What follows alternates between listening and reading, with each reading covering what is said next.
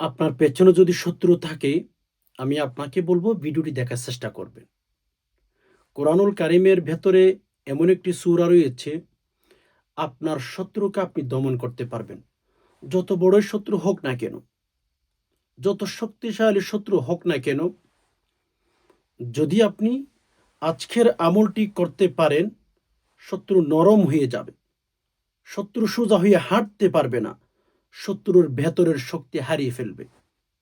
আর কিভাবে বুঝাইলে আপনি বুঝবেন আমাকে বলেন।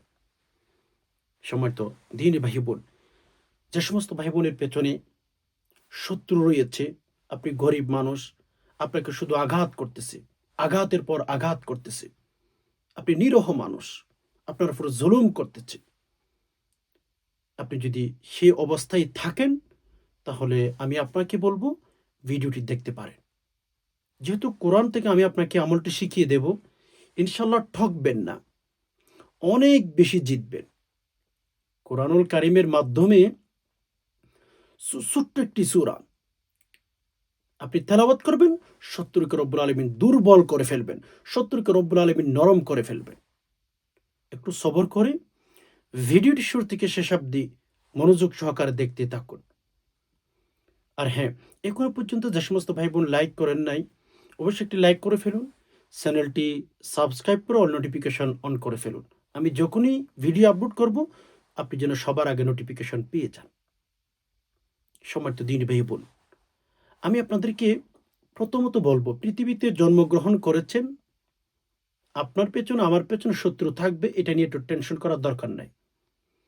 তবে যখন আপনার পেছনে আমার পেছনে শত্রু লেগে থাকবে, শত্রু যখন লেগে যাবে, আমাদের উচিত আমরা রব্বুল আলমিনের কাছে, রব্বুল আলমিনের তরফ থেকে আমরা সাহায্য চাইব। কেননা রব্বুল আলমিনের শক্তি অনেক মজবুত। ইন্নাল্লাহা আলা কুল্লি শাইইন কদির, রব্বুল আলমিন বলেছেন পৃথিবীর মধ্যে সবচেয়ে শ্রেষ্ঠ শক্তিশালী আল্লাহ পাক রব্বুল আলমিন। আর ভাই দেখেন না, করোনাকালীন সময় ছোট্ট করোনা, দেখাও যায় না, পৃথিবীর সকল মানুষ ওই জীবাণুকে ভয় করেছে, অথচ দেখাও যায় না। আল্লাহ পাক রব্বুল আলমিনের শক্তি কতটুকু, এটা যদি আপনাদেরকে বোঝায়, যে ছোট্ট একটা জীবাণু যেটার নাম করোনা দিয়েছিল মানুষ, এটার সাথে মোকাবেলা করে মানুষ পারে নাই, মানুষ ভয় পেয়েছে, ঘর থেকে বের হয় নাই। তো এজন্য আমি আপনাদেরকে বলবো, আল্লাহ পাক রব্বুল আলমিনের কাছে সাহায্য চাইবেন। হাসবুনাল্লাহ ওয়া নি'মাল ওয়াকিল, সাহায্যকারী হিসাবে আমার রব আমার জন্য যথেষ্ট। রব্বুল আলমিনের কাছে সাহায্য চাইবেন। রব্বুল আলমিনের কাছে যদি সাহায্য চাইতে পারেন, ইনশাল্লাহ দিবেন, আপনাকে ঠকবেন না। এত বেশি দিবেন, কখনো ভাবতেও পারবেন না, চিন্তাও করতে পারবেন না। আপনার শত্রু কারা তৈরি হয়ে জানেন? আপনার পকেটের টাকা দিয়ে যাদেরকে খাওয়ান, যাদেরকে আপন মনে করেছিলেন, যাদেরকে না দেখলে ফোন করে জিজ্ঞেস করতেন কোথায় গেছেন, তারাই কিন্তু আপনার পেছনে লেগে থাকবে, তারাই আপনার ক্ষতি করার চেষ্টা করবে। এটাই পৃথিবীর নিয়ম, এটাই পৃথিবীর নিয়ম। পৃথিবীর ইতিহাস, যত ইতিহাস পড়বেন, অ্যানালাইসিস করবেন, ইতিহাসের মধ্যে আপনি পাবেন, মেরে দোস্ত, মির্জাফর চিনেন না? মির্জাফর, আপনার কাছের মানুষগুলো আপনার সাথে কিন্তু মির্জাফরি করবে, আপনার কাছের মানুষগুলো। এজন্য মানুষ শত্রু হবে, মানুষ বন্ধু হবে, মানুষ আসবে, মানুষ যাবে, এত টেনশন করার দরকার নাই। সব সময় রবের উপর তাওয়াক্কুল করো, রবের উপর ছেড়ে দিন সবকিছু। এ টু জেড যত সমস্যার সমাধান চাইবেন, আল্লাহর কাছে চান। হাসবুনাল্লাহু ওয়া নি'মাল ওয়াকিল, হাসবুনাল্লাহু ওয়া নি'মাল ওয়াকিল বলতে থাকেন। আল্লাহ আমার জন্য সাহায্যকারী হিসেবে এনাফ, যথেষ্ট, রবের কাছে বলেন। তো যাই হোক, সম্মানিত দ্বীনি ভাই বোন, আমি আপনাদেরকে যে আমলটির কথা বলবো, সেটা হচ্ছে সরাসরি কোরআন থেকে। তো আপনার শত্রু তৈরি হবে, আমার শত্রু তৈরি হবে, এটা হচ্ছে পৃথিবীর একটা নিয়ম বা পৃথিবীর একটা রুলস। আপনার শত্রু তৈরি হবে, আমার শত্রু তৈরি হবে, ভেঙে পড়লে চলবে না। তবে সবসময় চেষ্টা করবেন যেন আপনার পেছনে মানুষ শত্রুতামি করুক, আপনার ক্ষতি করার চেষ্টা করুক। আপনি সবসময় চেষ্টা করবেন যে আপনার মাধ্যমে আপনি যেন কোনো ব্যক্তিকে কষ্ট না দেন। আপনার বংশীয় মানুষ, আপনার কাছের মানুষগুলো সবচেয়ে বড় শত্রু। আপনার ক্ষতি করার চেষ্টা করে, তিলে, তিলে ধ্বংস করার চেষ্টা করে। তো যেটা আপনাদেরকে বলছিলাম, অ্যা যখন আপনার পেছনে শত্রু লেগে থাকবে, যখন আপনার মানুষ ক্ষতি করার চেষ্টা করবে, সবসময় নিজেকে একটু সেফটি রাখবেন। আল্লাহর উপর তাওয়াক্কুল করে জীবন চালাবেন। নিজেকে সবসময় ছোট মনে করবেন। মানুষের পেছনে লাগার কোনো প্রয়োজন নেই ভাই। নবী আলাইহিস সালাতু ওয়াস সালামের স্পষ্ট বাণী, মান সালিমাল মুসলিমুনা মিন লিসানিহি ওয়া ইয়াদিহি। নবীজি বলেছেন, মান সালিমাল মুসলিমুনা মিন লিসানিহি ওয়া ইয়াদিহি। নবীজি স্পষ্ট আমাদেরকে জানিয়ে দিয়েছেন যে যার হাত, মুখ এগুলো দ্বারা মানুষকে কষ্ট না দেয়, মানুষ নিরাপত্তার মধ্যে থাকে, নবী আলাইহিস সালাতু ওয়াস সালাম বলেছেন তারাই খাঁটি মানুষ। এখন আপনি যদি মানুষকে গালি দেন, আপনার হাত দিয়ে যদি মানুষকে কষ্ট দিয়ে ফেলেন, বিভিন্ন কথা যদি বলে থাকেন, তাহলে আপনি কিন্তু ক্ষতিগ্রস্তের মধ্যে হয়ে যাবেন। আপনি খাঁটি মুমিন, খাঁটি মুসলমানের কাতারে থাকবেন না। মান সালিমাল মুসলিমুনা মিন লিসানিহি ওয়া ইয়াদিহি। এজন্য আমি আপনাদেরকে বলবো, মানুষকে কষ্ট না দিয়ে নিজের মতো করে থাকেন। একটু সেফ থাকার চেষ্টা করবেন। কারণ আপনার ডানে, বামে, সামনে, পেছনে যাদেরকে বসিয়ে রেখেছেন, এরাই কিন্তু আপনার বড় শত্রু। এরা চায় না যে আপনি একটু ভালো খাবেন, ভালো উন্নতি করবেন। এটা আপনার বন্ধু-বান্ধব, আপনার পরিচিত মানুষগুলো তেমন একটা চায় না। কাসেম নানুতুবি রহমতুল্লাহ আলাইহির নাম শুনছেন না? দেওবন্দের মুহাদ্দিস। নিজেকে এত ছোট করে মনে করে, নিজেকে এত ছোট করে চলতেন জীবনে, সুবহানাল্লাহ। উনার একটা জীবনীতে আমি একটা ঘটনা পেয়েছি। মন চাচ্ছে ঘটনাটা আপনাদেরকে একটু শেয়ার করি।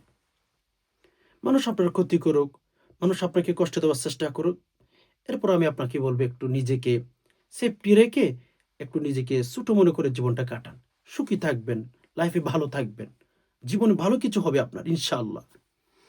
তো যাই হোক, সম্মানিত দিনী ভাই বোন, আমি আপনাদেরকে বলবো কাসেম নানুতুবি রহমতুল্লাহ একটা ছোট্ট ঘটনা, এখান থেকে আমাদের শিক্ষণীয় বিষয় আছে। এরা দুনিয়ার সম্মান, দুনিয়ার এইদ এগুলোকে পায়ে রুটি দিতেন না তারা। কাসেম নানুতুবি রহমতুল্লাহ একসময় মুনাজারায় গেলেন। কাসেম নানুতুবি রহমতুল্লাহ আলাই মুনাজারায় গেলেন। মানে প্রতিযোগিতা, যে ডিবেট দেখেন না বিভিন্ন অনলাইনের মাধ্যমে, কেউ ইসলামের পক্ষে কথা বলে আর কেউ ইসলামের বিপক্ষে কথা বলে ডিবেট ধরেন। তো সেরকম ডিবেটের মধ্যে যাওয়ার পরে কাসেম নানুতুবি রহমতুল্লাহ আলাইয়ের যুক্তিগুলো এত শক্তিশালী ছিল, এত মজবুত ছিল, কাফেরগণ, খ্রিস্টানগণ তারা পরাজিত হয়ে গেছে। বিজয়ী হয়েছে কাসেম নানুতুবি রহমতুল্লাহি আলাই। তো কাসেম নানুতুবি রহমতুল্লাহ আলাই যখন বিজয় অর্জন করেছেন, সকল মানুষ মিলে কাসেম নানুতুবি রহমতুল্লাহ আলাইকে ফুল দিতেছিলেন। আমি এই ঘটনাটা না বলতাম আপনাদেরকে, শুধু বলছি এজন্য নিজেকে ছোট মনে করে চলেন। নিজেকে এত অহংকারী মনে করবেন না। আপনি সবসময় ভাববেন যে আপনি একজন ছোট মানুষ, আপনি একজন একেবারে নরমাল একজন মানুষ। এভাবে চিন্তা করে আপনি জীবনটা কাটানোর চেষ্টা করবেন। তো কাসেম নানুতুবি রহমতুল্লাহি আলাইহি ডিবেটের মধ্যে বিজয় অর্জন করলেন, তার সাথে পারলেন না। Okay fine. এখন কাসেম নানুতুবি রহমতুল্লাহি আলাইহি বিজয় অর্জন করার পর মানুষ ফুলের মালা দিতেছিল। কয়েকটা দেওয়ার পরে দেখতেছেন আয়োজনটা বিরাট হয়ে যাচ্ছে। উনি ওখান থেকে যে মঞ্চ করেছে, মঞ্চের পেছন দিয়ে একেবারে বিল দিয়ে জায়গা জমি, যেখানে রাস্তা নেই সেরকম একটা জায়গা দিয়ে নিজের মাদ্রাসায় চলে যাচ্ছে। যেতে যেতে কাসেম নানুতুবি রহমতুল্লাহি আলাইহি একটা মসজিদের কাছাকাছি গেল। দেন সেখানে মাগরিবের নামাজের সময় হয়ে গেল। মাগরিবের নামাজের সময় হয়ে গেল। তো সময় যখন হয়ে গেছে, তো কিছু মুসল্লি নামাজ পড়ার জন্য প্রস্তুতি নিচ্ছে। তো কাসেম নানুতুবি রহমতুল্লাহ আলাইহি সেখানে ঢুকলেন। ঢোকার পরে যে যারা ছিলেন মসজিদে উপস্থিত, তারা জিজ্ঞেস করলো যে, আপনি হুজুর নাকি? মানুষ বলে আমাকে হুজুর। কাসেম নানুতুবি রহমতুল্লাহ আলাইহি নিজেকে কত ছোট মনে করেছেন দেখেন। দেওবন্দের মুহতামিম, দেওবন্দের প্রিন্সিপাল উনি, ওনার জীবনীর মধ্যে এসেছে। তারা নিজেকে কত ছোট মনে করতেন, সুবহানাল্লাহ। তো কাসেম নানুতুবি রহমতুল্লাহ আলাইহি বলেন যে আমাকে জিজ্ঞেস করলো, তুমি কি হুজুর? তো কাসেম নানুতুবি রহমতুল্লাহ আলাইহি তিনি বলেন, আমি দেওবন্দের প্রিন্সিপাল, এটা বলেন নাই। কি বললেন? যে আমাকে মানুষ হুজুর বলে। তো নামাজ পড়াইতে পারেন? বলে, হ্যাঁ, নামাজ পড়াইতে পারি। আমি অবশ্যই নামাজ পড়াইতে পারি। কাসেম নানুতুবি রহমতুল্লাহ আলাইহিকে নামাজ পড়ার জন্য অনুমতি দিলেন। যে নামাজে দাঁড়িয়ে নামাজ পড়লেন। ঘটনা ঘটাই ফেলছে। ১ম রাকাতও কুল আউযু বিরাব্বিন নাস, দ্বিতীয় রাকাতের মধ্যে কুল আউযু বিরাব্বিন নাস। নামাজ শেষ করলেন। মুসল্লি যারা ছিল সেখান থেকে একজন বলল, আপনি নামাজ পড়াইতে না পারলে আমাদেরকে নামাজ পড়ানোর কথা না বললেন না কেন? আপনি পারবেন কেন বলেছেন? এটা কি করেছেন? ১ম রাকাতে সূরা কুল আউযু বিরাব্বিন নাস, দ্বিতীয় রাকাতের মধ্যে কুল আউযু বিরাব্বিন নাস কেন পড়েছেন? আপনি না পারলে আমাদেরকে বলে দিতেন। তার এত বড় মানুষ দেখে নিজেকে কত ছোট মনে করেছেন। নিজেকে অনেক ছোট মনে করতেন তারা। তো আপনি না পারলে আমাদেরকে না বইলে আপনি হুট করে জায়নামাজে দাঁড়িয়ে গেলেন কেন? হোয়াই? তো কাসেম রহমতুল্লাহ আলাইহির পেছনে যারা নামাজ পড়ছিল সেখান থেকে একজন বলল যে, "তোমরা কথা বলিও না। আমরা আগামীকাল অ্যা যখন ইমাম সাহেব আসবে তাকে নিয়ে আমরা দেওবন্দ মাদ্রাসায় যাব।" কাসেম নানুতুবি রহমতুল্লাহ আলাইহি নিজের পরিচয় দেন নাই যে, "আমি কাসেম নানুতুবি, আমি দেওবন্দ মাদ্রাসার প্রিন্সিপাল। আমি যা বলছি সেটা সত্যই হবে।" তো যে কথার সে কাজ, সবাই মেনে নিয়েছে যে, "আপনি চলে যান, আমরা আগামীকাল ফতোয়ার জন্য যাব।" কোথায়? দেওবন্দার দেওবন্দের মাদ্রাসার মুতামিম সাহেবের কাছে। মানে প্রিন্সিপালের কাছে আমরা যাব। ওকে, ফাইন। তো ইমাম সাহেব আসলো। আসার পরে মুসল্লিরা বলল যে, "কি ঘটনা ঘটেছে? তোমরা এত হইচই করতেছো?" বলে, "একটা হুজুর পেয়েছিলাম। আমরা তাকে আগে জিজ্ঞেস করলাম সে নামাজ পড়াইতে পারবে কিনা। নামাজ পড়াইছি কিন্তু ১ম রাকাতেও কুল আউযু বিরাব্বিন নাস, দ্বিতীয় রাকাতের মধ্যে কুল আউযু বিরাব্বিন নাস পড়িয়েছে। তো আমরা দেবর মাদ্রাসায় আগামীকাল যাব। আপনারও যেতে হবে।" "আচ্ছা, যাব, কোনো সমস্যা নেই।" তো মুসল্লি যারা ছিল তারা সবাই ইমাম সাহেবকে নিয়ে, ইমাম সাহেব সামনে, সামনে হাঁটতেছে। দেওবন্দ মাদ্রাসার প্রিন্সিপালের যেখানে রুম আছে সেখানে ঢুকার আগে ওই গতকালকের যে মুসল্লিগুলো হুজুরের সাথে তর্ক করেছিল তারা দেখার সাথে, সাথে পরিচয় পেয়ে গেছে। আল্লাহ! উনাকে চেয়ারে বসা দেখা যাচ্ছে। উনি তো দেওবন্দ মাদ্রাসার প্রিন্সিপাল। তো তারা সামনে যাচ্ছে না। ইমাম সাহেব বারবার ডাকতেছে, "আসেন, হুজুরের কাছে যাই ফতোয়া জানবো।" বলে, "না, ফতোয়া জানার কোনো দরকার নাই। উনিই কালকে আমাদেরকে নামাজ পড়িয়েছিল।" দেখছেন? নিজেকে ছোট মনে করে চলেন ভাই। এই দুনিয়ায় ছোট্ট একটা লাইফ, ছোট্ট একটা জীবন। এখানে ভালো খাইলেও যাবে, না খাইলেও যাবে। মানুষকে মাফ করে দিলেও যাইবে, মানুষকে মাফ না করলেও যাইবে। এজন্য আমি আপনাদেরকে বলব, এত টেনশন করার, এত ফেরা নেওয়ার কোনো দরকার নাই। আল্লাহর উপর ছেড়ে দেন, রব্বুল আলামিন আপনাকে দেখবেন ইনশাআল্লাহ। এজন্য আমরা মানুষের পেছনে লেগে থাকব না। নবী আলাইহিস সালাতু সালাম বলেছেন, "মান সালিমাল মুসলিমুনা মিন লিসানিহি ওয়া ইয়াদিহি।"